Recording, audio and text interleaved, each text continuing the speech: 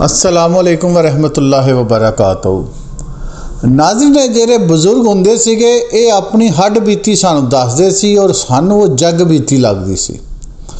ਹੱਡ ਬੀਤੀ ਤੋਂ ਮੁਰਾਦ ਜਿਹੜੀ ਕਿਸੇ ਦੇ ਆਪਣੇ ਉੱਤੇ ਗੁਜ਼ਰੀ ਹੋਵੇ, ਜਗ ਬੀਤੀ ਤੋਂ ਮੁਰਾਦ ਜਿਹੜੀ ਇਨਸਾਨ ਇਹ ਸਮਝਦਾ ਹੈ ਕਿ ਇਹ ਮਾਸ਼ਰੇ 'ਚ ਸਦਾ ਇਹ ਗੱਲ ਇਸ ਤਰ੍ਹਾਂ ਰਹਿੰਦੀ ਹੈ।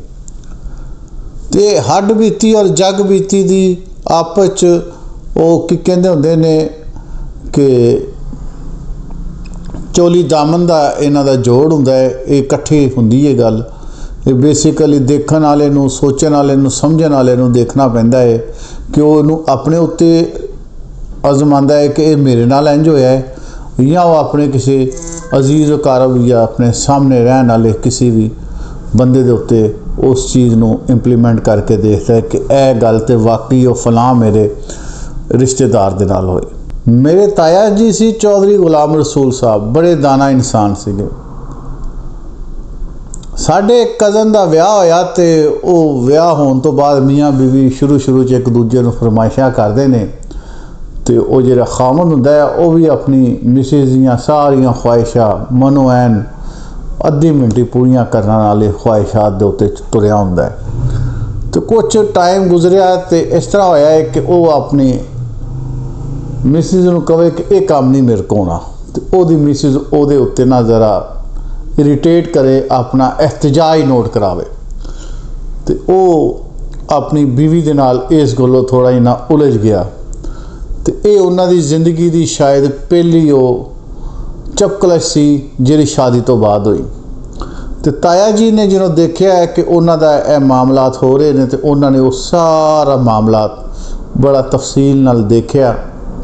ਦੇਖਣ ਤੋਂ ਬਾਅਦ ਉਹਨੇ ਮੁੰਡੇ ਨੂੰ ਦਬਕਾ ਮਾਰਿਆ, ਹੋਇਆ ਨਿਕਲ ਇੱਥੋਂ, ਤੂੰ ਕੀ ਆਪਣੀ ਬੁੱਢੀ ਦੇ ਨਾਲ ਖਈ ਜਾਂਦਾ ਹੈ, ਯਾਨੀ ਕਿ ਉਹਦੇ ਨਾਲ ਤੂੰ ਆਪਣੀ ਬੀਵੀ ਦੇ ਨਾਲ ਕੀ ਇੱਥੇ ਤੂੰ ਝਗੜਾ ਪਾ ਕੇ ਬੈਠਾ ਹੈਗਾ, ਚੱਲ ਨਿਕਲ ਇੱਥੋਂ।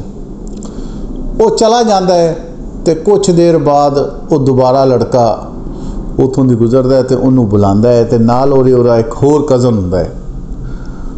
ਉਹ ਬਜ਼ੁਰਗਾਂ ਨੇ ਜਿਹਨੂੰ ਉਹਨਾਂ ਲੜਕੇ ਨੂੰ ਸੱਦਿਆ ਨਾ, ਹੋਏ ਤੇਰਾ ਸੁਬਾਹ ਆਪਣੀ ਬੀਵੀ ਦੇ ਨਾਲ ਕੀ ਝਗੜਾ ਸੀ? ਉਹਨਾਂ ਨੇ ਕਿਹਾ ਜੀ ਉਹ ਗੱਲ ਇਸ ਤਰ੍ਹਾਂ ਹੈ ਕਿ ਮੈਨੂੰ ਇਹ ਕਹਿ ਰਹੀ ਹੈ ਕਿ ਅਗਲੀ ਯਕਮ ਤੋਂ ਪਹਿਲੇ ਫਲਾਨੀ ਸ਼ਾਦੀ 'ਤੇ ਜਾਣਾ ਹੈ ਤੇ ਤੁਹਾਨੂੰ ਪਤਾ ਹੈ ਮੇਰੀ ਤਨਖਾਹ ਤਾਂ ਯਕਮ ਦੀ ਯਕਮ ਆਉਂਦੀ ਹੈ ਤੇ ਹੁਣ ਉਹ ਯਕਮ ਤੋਂ ਪਹਿਲੇ 20 ਤਰੀਕ ਦਾ ਵਿਆਹ ਆ ਗਿਆ ਹੈ ਤੇ ਮੈਂ ਇਹਨੂੰ ਆਖਦਾ ਹੈ ਕਿ ਇਹ ਤੂੰ ਵਿਆਹ ਜਿਹੜਾ ਨਾ ਇਹ ਪੈਂਡਿੰਗ ਕਰ ਜਾ, ਸੀ ਫਿਰ ਕਿਸੇ ਹੋਰ ਵਿਆਹ 'ਤੇ ਚੱਲ ਜਾਵਾਂਗੇ। ਤੇ ਉਹ ਅੱਗੋਂ ਮੈਨੂੰ ਕਹਿੰਦੀ ਸੀ ਕਿ ਤੂੰ ਕਿਸੇ ਕੋ ਉਧਾਰ ਫੜ ਲਾ, ਜਾਂ ਆਪਣੇ ਅੰਮੀ ਨਾਲ ਗੱਲ ਕਰ ਲਾ, ਜਾਂ ਆਪਣੇ ਅੱਬੂ ਨਾਲ ਗੱਲ ਕਰ ਲਾ, ਜਾਂ ਆਪਣੇ ਵੱਡੇ ਭਰਾ ਨਾਲ ਗੱਲ ਕਰ ਲਾ, ਤੇ ਇਹ ਵਿਆਹ ਮੈਂ ਦੇਖੇ ਬਗੈਰ ਨਹੀਂ ਰਹਿਣਾ।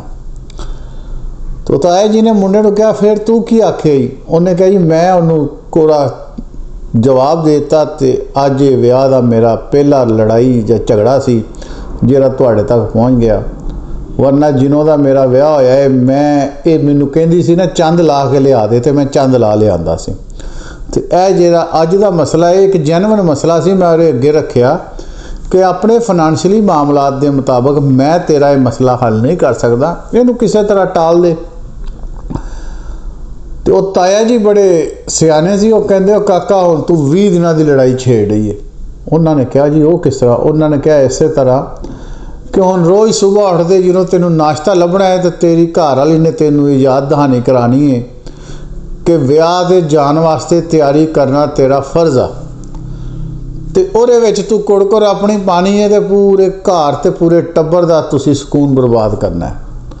ਉਹਨਾਂ ਨੇ ਕਿਹਾ ਫਿਰ ਇਹਦਾ ਹੱਲ ਇਹ ਆ ਕਿ ਇਸ ਮਾਮਲਾਤ ਦੇ ਵਿੱਚ ਹੁਣ ਤੂੰ ਨਾ ਉਹਨੂੰ ਸੁਬਾਹ ਇਹ ਆਖੀ ਜਿਹਨੂੰ ਤੈਨੂੰ ਆਖੇਗੀ ਕਿ ਵਿਆਹ ਦਾ ਕੀ ਕੀਤਾ ਹੈ, ਤੇ ਤੂੰ ਇੱਕ ਸਬਰ ਕਰ, ਅੱਲਾ ਬਿਹਤਰੀ ਕਰੇਗਾ, ਮੈਂ ਪੂਰੀ ਕੋਸ਼ਿਸ਼ ਕਰਾਂਗਾ, ਆਪਾਂ ਜਾਵਾਂਗੇ, ਮੈਨੂੰ ਬਾਰ-ਬਾਰ ਇਹ ਗੱਲ ਨਾ ਦੁਹਰਾ। ਤੇ ਉਹਨੂੰ ਕੌਨਫੀਡੈਂਸ ਦੇ ਕਿ ਅਸੀਂ 20 ਤਰੀਕ ਨੂੰ ਵਿਆਹ ਜਾਵਾਂਗੇ। ਉਹ ਬਜ਼ੁਰਗਾਂ ਦੇ ਕਹਿਣ ਤੇ ਉਹਨੇ ਇੰਝ ਹੀ ਕੀਤਾ। ਕੋ ਵਿਆਹ ਤੋਂ 10 ਦਿਨ ਪਹਿਲੇ ਆ ਕੇ ਉਹਨੇ ਕਿਹਾ ਜੀ ਹੁਣ ਮੈਂ ਕੌਨਫੀਡੈਂਸ ਤੇ ਦੇਤਾ ਆਪਣੀ ਘਰ ਵਾਲੀ ਨੂੰ ਔਰ ਮੇਰੇ ਘਰ ਹੁਣ ਸਕੂਨ ਵੀ ਹੈ, ਹੁਣ ਦੱਸੋ ਅੱਗੇ ਕੀ ਕਰਨਾ? ਉਹਨੇ ਕਿਹਾ ਐਨ ਟਾਈਮ 'ਤੇ ਆ ਕੇ ਤੂੰ ਉਹਨੂੰ ਜਵਾਬ ਦੇਈ ਤੇ ਕੋਈ ਇੰਝ ਦੀ ਉਹਦੇ ਅੱਗੇ ਆਪਣੀ ਮਜਬੂਰੀ ਰੱਖਦੀ ਕਿ ਉਹ ਵੀ ਮਜਬੂਰ ਹੋਵੇ।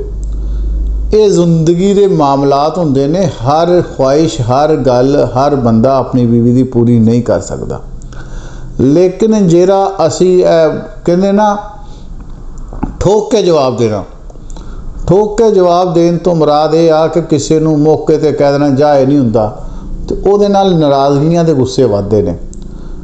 ਤੇ ਆਪਣੇ ਰਿਸ਼ਤੇ ਔਰ ਤਾਲੁਕ ਨੂੰ ਦੇਖਦੇ ਹੋਏ ਉਹਦਾ ਜਿਹੜਾ ਜਵਾਬ ਆ ਨਾ ਉਹਨੂੰ ਵੀ ਆਹਿਸਤਾ ਆਹਿਸਤਾ ਤੇ ਡਿਲੇ ਕਰਕੇ ਦੇਣਾ ਚਾਹੀਦਾ, ਤਾਂ ਕਿ ਜਵਾਬ ਸੁਣਨ ਵਾਲਾ ਇਸ ਗੱਲ ਦੇ ਉੱਤੇ ਕਾਇਲ ਹੋ ਜਾਏ ਕਿ ਜਿਹੜਾ ਮੇਰਾ ਇਹ ਬੰਦਾ ਸੀ ਜਿਹਨਾਂ ਮੈਨੂੰ ਇਹ ਮਸਲਾ ਸੀ ਜੇ ਕੋ ਮੈਂ ਆਪਣੀ ਹਾਜਤ ਲੈ ਕੇ ਆ, ਇਹਨੇ ਪੂਰੀ ਕੋਸ਼ਿਸ਼ ਕੀਤੀ, ਅੱਗੋਂ ਰੱਬ ਦੀ ਮਰਜ਼ੀ।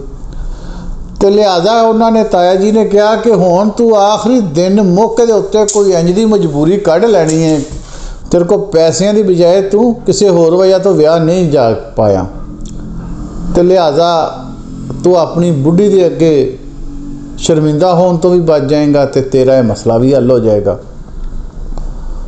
ਉਹ ਮੇਰਾ ਜਿਹੜਾ ਉਹਦੇ ਕਜ਼ਨ ਦੇ ਨਾਲ ਇੱਕ ਹੋਰ ਕਜ਼ਨ ਸੀਗਾ, ਉਹ ਇਹ ਗੱਲ ਮੈਨੂੰ ਉਹਨੇ ਕੋਈ ਅੱਜ ਤੋਂ 6 ਮਹੀਨੇ ਪਹਿਲੇ ਸੁਣਾਈ, ਤੇ ਉਹ ਕਹਿੰਦਾ ਜੀ 20 ਸਾਲ ਹੋ ਗਏ ਨੇ ਉਹਦੇ ਵਿਆਹ ਨੂੰ, 22 ਸਾਲ ਹੋ ਗਏ ਨੇ। ਇਹ ਫਾਰਮੂਲਾ ਤਾਇਆ ਜੀ ਦਾ ਮੈਂ ਫੜਿਆ, ਤੇ ਇਹਨੂੰ ਲੋਕੀ ਕਹਿੰਦੇ ਨੇ ਕਿ ਮੈਂ ਬੁੱਢੀ ਦੇ ਥੱਲੇ ਲੱਗਾ, ਬੁੱਢੀ ਦੇ ਥੱਲੇ ਥੁੱਲੇ ਕੋਈ ਨਹੀਂ ਲੱਗਾ। ਉਹ ਜੋ ਕਹਿੰਦੀ ਏ ਮੈਂ ਜੀ ਹਜ਼ੂਰੀ ਕਰ ਛੱਡਦਾ, ਲੇਕਿਨ ਮਰਜ਼ੀ ਮੈਂ ਆਪਦੀ ਕਰਦਾ ਵਾਂ, ਜੋ ਮੇਰੇ ਦਿਲ 'ਚ ਆਉਂਦਾ ਮੈਂ ਉਹ ਕਰਦਾ ਵਾਂ। ਤੇ ਐਨ ਮੌਕੇ 'ਤੇ ਜਵਾਬ ਦੇਣ ਦੀ ਬਜਾਏ ਕੋਈ ਇੰਜ ਦੇ ਹੀਲੇ ਬਹਾਨੇ ਕੱਢਦਾ ਕਿ ਉਹ ਵੀ ਮਜਬੂਰ ਹੋ ਜਾਂਦੀ। ਉਹ ਕਹਿੰਦੀ ਅੱਛਾ ਫਿਰ ਜੋ ਰੱਬ ਦੀ ਮਰਜ਼ੀ। ਇਹ ਆਉਣ ਵਾਲੀਆਂ ਜਿਹੜੀਆਂ ਨਵੀਆਂ ਸਾਡੇ ਨਸਲਾਂ ਨੇ, ਇਹ ਇਹਨਾਂ ਦੇ ਇਲਮ 'ਚ ਵੀ ਹੋਣੀਆਂ ਚਾਹੀਦੀਆਂ ਨੇ ਗੱਲਾਂ, ਤੇ ਇਸ ਕਰਕੇ ਮੈਂ ਤੁਹਾਡੇ ਇਲਮ 'ਚ ਲਿਆਂਦਾ ਕਿ ਕਿਸੇ ਵੀ ਸੂਰਤ 'ਤੇ ਇਹ ਨਾ ਸਿਰਫ ਬੀਵੀ, ਕਿਸੇ ਵੀ ਦੋਸਤ ਭਾਵ ਨੂੰ ਵੀ ਮੌਕੇ 'ਤੇ ਠੋਕ ਕੇ ਜਵਾਬ ਨਹੀਂ ਦੇਣਾ ਚਾਹੀਦਾ, ਉਹਦੇ ਵਾਸਤੇ ਥੋੜ੍ਹਾ ਡਿਲੇ ਪਾ ਲੈਣਾ ਚਾਹੀਦਾ। ਜਿਉਂਦੇ ਵਸਦੇ ਰਹੋ, ਦੇਖਦੇ ਰਹੋ ਵਾਹ TV।